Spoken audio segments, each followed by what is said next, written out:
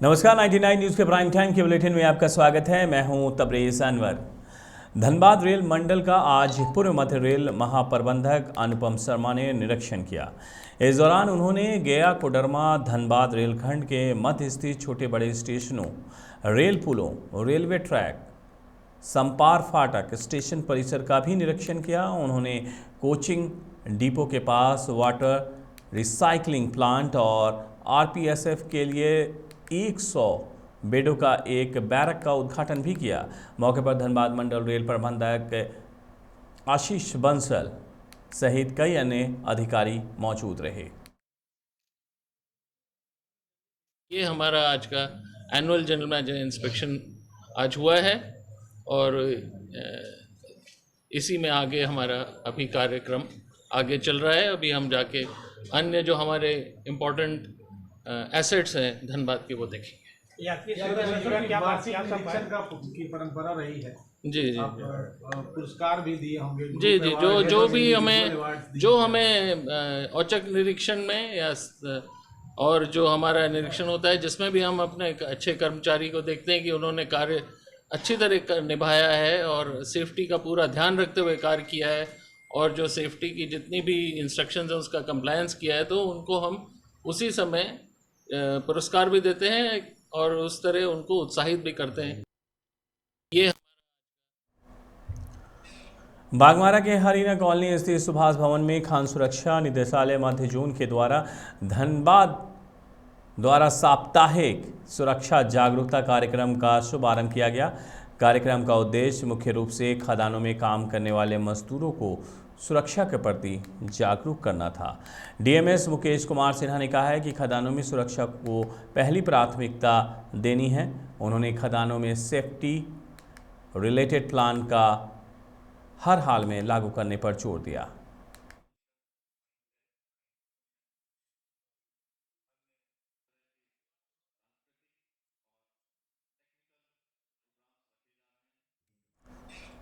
Dhanbad DSE Indrabhushan Singh Jharia के Tata DAV school जामाडोवा पहुंचकर उन्होंने 3 मार्च को बीपीएल कोटे से एलकेजी में एडमिशन को लेकर कराए गए लॉटरी की प्रक्रिया और चयनित बच्चों के कागजातों की जांच की।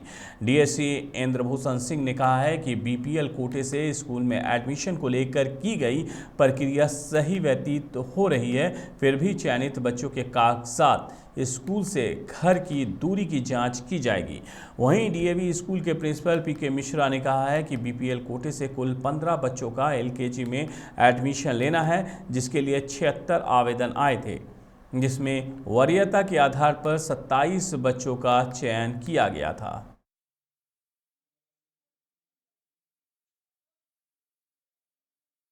एलकेजी में उपलब्ध सीटों के विरुद्ध एडमिशन लेने के क्रम में लॉटरी द्वारा बच्चों का चयन करना था। हमारे यहाँ कुल 76 आवेदन सत्र 2022-23 के लिए हमारे एंट्री क्लास एलकेजी के में आए थे बीपीएल के अंतर्गत एडमिशन लेने के लिए। उसमें से जैसे वरीयता बनाना था कि कमज़ोर वर्ग में जो अभिवंचित समूह के लोग हैं उनको प्राथमिकता देते हुए, जिसमें एससी एसटी माइनॉरिटी लोग आते हैं, वरीयता देते हुए पहले सूची उनकी बनानी थी। 1 किलोमीटर के अंतर्गत में बनानी थी जो उसके आते हैं, और फिर उसी रूप में जैसा कि पहले निर्देश था 1 से 3 किलोमीटर, 3 से 6 किलोमीटर, तो हमें 1 किलोमीटर के अंतर्गत ही 27 मिले थे और हमने उस आधार पे लॉटरी किया था। पूरा वीडियो रिकॉर्डिंग किया था इसका। उस समय में सारे जो 27 लोग थे सब वहाँ उपस्थित थे, सबों का सिग्नेचर हुआ था, सबों ने उसको देखा था। पारदर्शी रूप से इसको किया गया था। सेक्शन और डिसएडवांटेज ग्रुप का मामला था सिलेक्शन का। इसमें जो है हम लोग आए, इसमें सारे प्रतिनिधि लोग भी थे, हमारे पार्षद महोदय भी थे, यहाँ का वार्ड पार्षद हैं।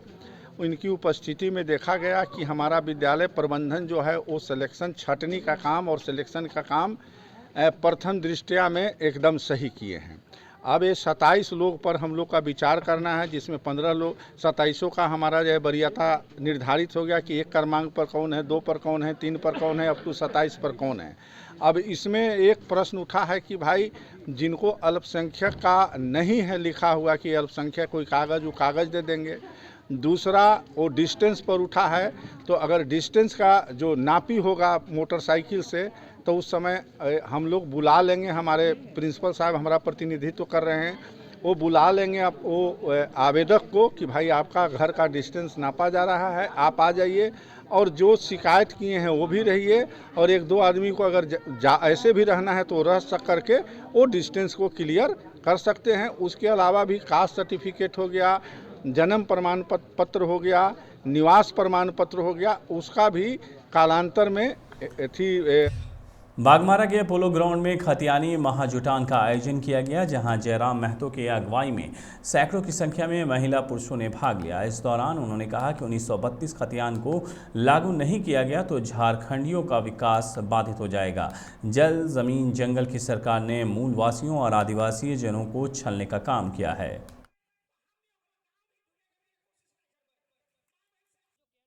जल, जमीन, जंगल की सरकार है। ये सरकार 70 लाख का क्रिकेट का मैच खेल रही है, 70 करोड़ में मंत्रियों को आवास दे रही है, 50 लाख में फॉर्च्यूनर दे रही है।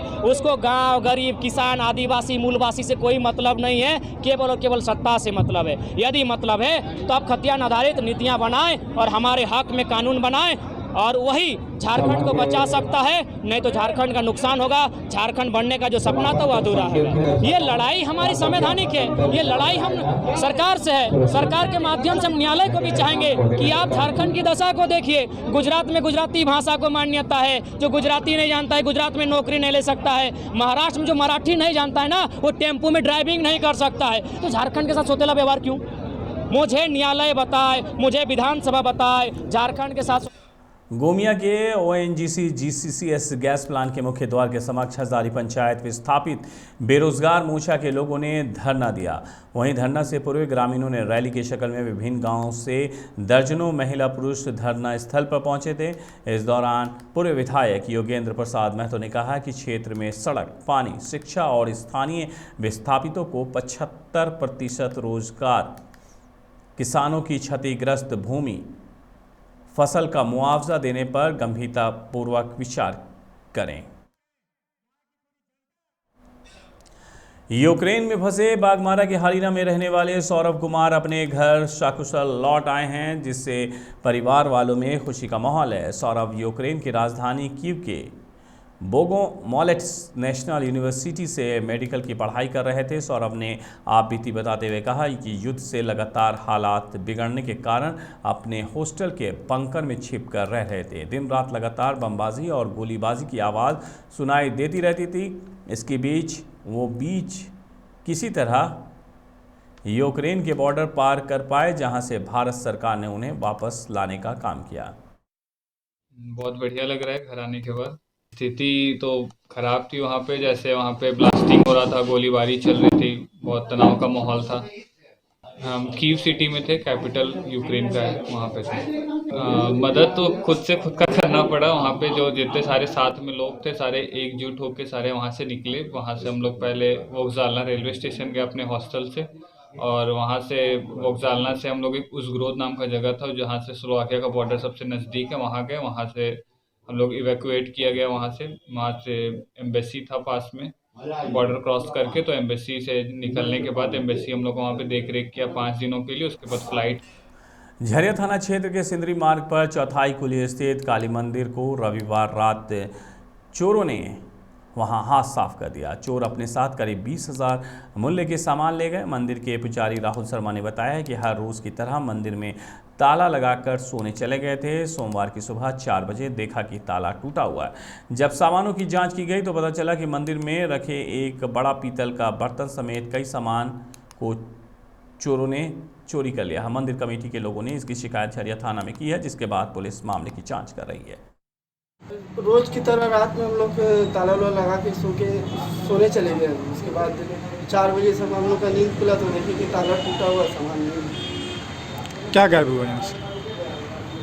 पीतल का बर्तन और बड़ा हंडी। कुल कितना कीमत होगी उसकी? 30-35 हज़ार।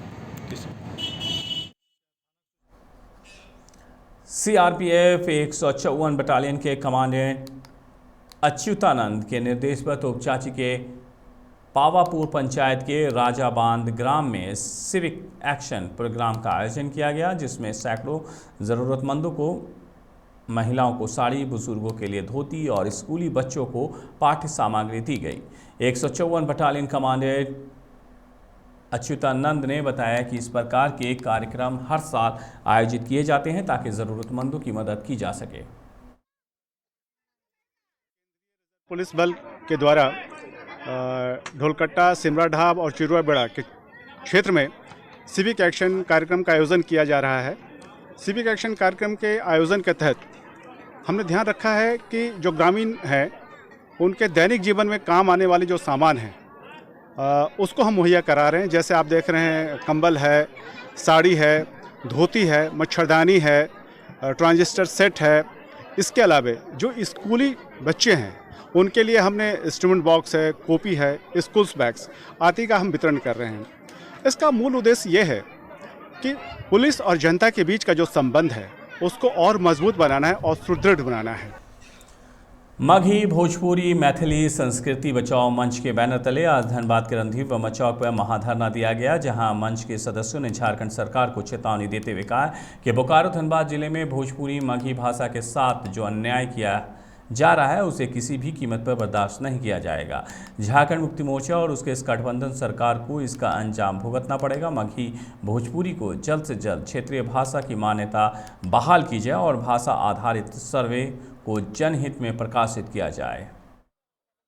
मगही भोजपुरी मैथिली संस्कृति बचाओ मंच के बैनर तले हम लोग धनबाद रणधीर वर्मा चौक में महाधरना का कार्यक्रम रखे हैं। इस महाधरना के माध्यम से हम सरकार को बताना चाहेंगे कि आपने जो धनबाद और बोकारो में मगही भोजपुरी और अंगिका भाषा को जो क्षेत्रीय भाषा में रखे थे और किसके दबाव में आकर मगही भोजपुरी और अंगिका को आपने हटाने का काम किया और आपने जो सर्वे यदि करवाए होंगे तो सर्वे कॉपी का हम लोग मांग करते हैं इस मंच के माध्यम से कि किस आधार पे हम लोगों का अपमान करने का काम कर रहे हैं। यह अपमान हम बर्दाश्त नहीं करेंगे। जिस तरह से हम लोगों ने आपको वोट देकर अपना सरकार बनाया था, ये सोच कर बनाया था कि हम लोग आपको सरकार में ले आएंगे तो आप लोग हमारे आने वाले पीढ़ी के भविष्य के बारे में सोचेंगे, लेकिन आप जो ये कदम उठाए हैं ये बहुत ही अन्यायपूर्ण कदम उठाए हैं। आज हम लोग धनबाद, झरिया, निरसा तथा धनबाद जिला के हर एक विधानसभा से लोग उपस्थित हुए हैं। पालोजोरी में मास ड्रग एडमिनिस्ट्रेशन कार्यक्रम के तहत सोमवार को फाइलेरिया उन्मूलन अभियान का उद्घाटन बीडीओ शिवाजी भगत ने डीईसी और एल्बेंडाजोल की दवा खाकर की। उन्होंने बताया कि 2 वर्ष से ऊपर के सामान्य लोगों को ये दवा खानी है। पालोजोरी में सोमवार को 243 बूथों पर यह दवा खिलाई जाएगी और 12 मार्च तक डोर टू डोर दवा खिलाई जानी है। उद्घाटन के साथ ही वीडियो ने पालोजोरी में पोस्टेड एक चिकित्सक की जानकारी भी ली गई जो अक्सर अनुपस्थित पाई जाती हैं।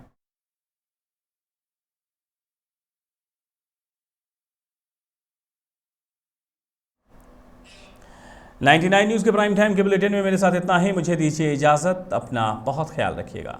नमस्कार।